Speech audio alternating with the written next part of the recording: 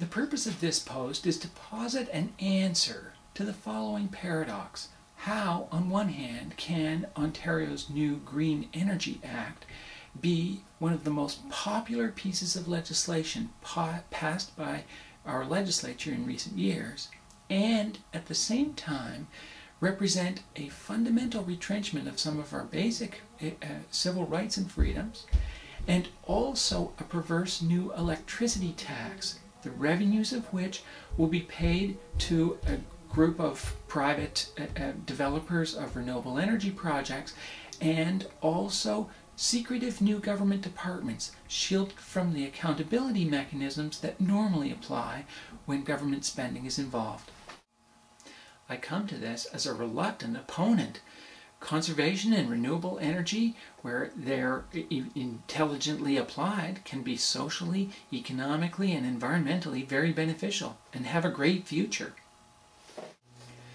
No matter how attractive the vision is of a decentralized, low-impact electricity alternative to nuclear and fossil supplies, we ought not to be blind to the practicalities of implementing that vision.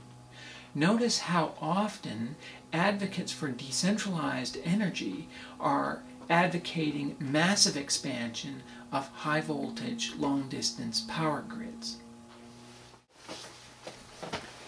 The Green Energy Act shuts down local democracy with respect to renewable energy and energy conservation decision-making. It creates a secretive new government agency whose job it is to promote business interests, but is shielded from citizen and legislative oversight and accountability. It further politicizes the process of making electricity rates, creating the opportunity for whole classes of customers to be exempted from the extra costs of the Green Energy Act and other government initiatives if they're on the right side of the minister. The Green Energy Act destroys the foundation for effective public utility regulation by taking away the independence of the Ontario Energy Board and weakening the rights of citizens who might be seeking the protection of the Environmental Review Tribunal. I suppose we should be thankful for small mercies. During the debate over the Green Energy Act, the government decided to withdraw some of its aggressive search and seizure provisions, which could have allowed government agencies to break into your home. Under the Green Energy Act, Cabinet will be able to set levels for special taxes on energy to be paid by energy consumers. The tax revenue from that will not be subject to the normal scrutiny that other tax revenue is subject to.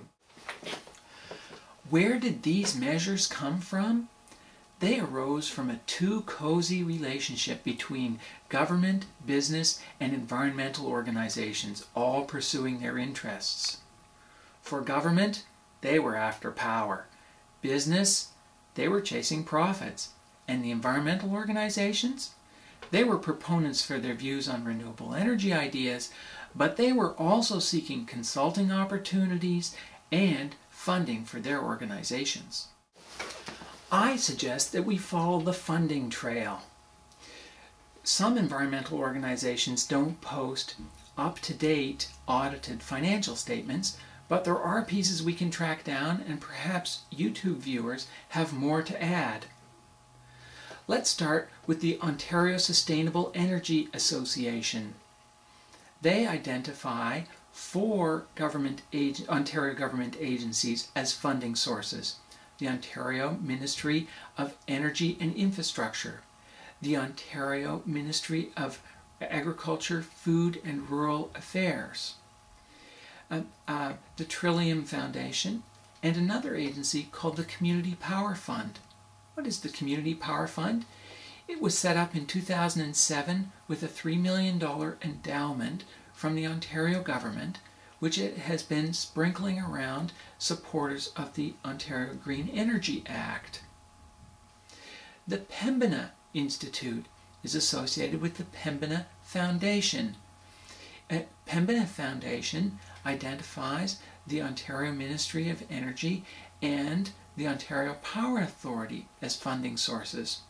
In addition, it receives money from prominent wind power producers from Ontario. Only less than 7% of the Pembina Foundation's funding comes from individual donations.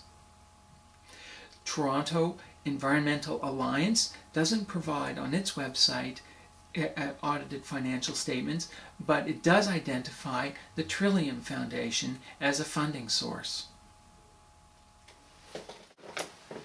During the political debate over the Green Energy Act that we've just come through, these conflicts of interest were never recognized, much less addressed.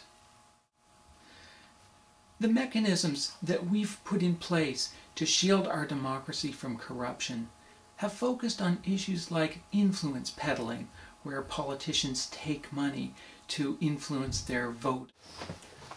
We're much less attuned to the issues that arise when government uses taxpayer dollars to create a support base for the government's agenda.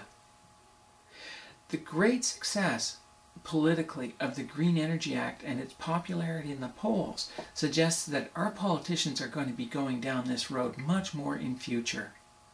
It's time that we pay closer attention to the issue of conflict of interest.